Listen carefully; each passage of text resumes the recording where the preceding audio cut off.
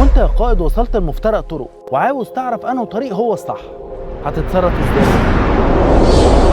الطريقة الوحيدة اللي كل نظريات المنطق هتشوفها عقلانية هي انك تجرب انك تمشي الطريق ده لاخره، لو ما طلعش هو ترجع وتمشي الطريق التاني لاخره، وهكذا لحد ما تظبط معاك.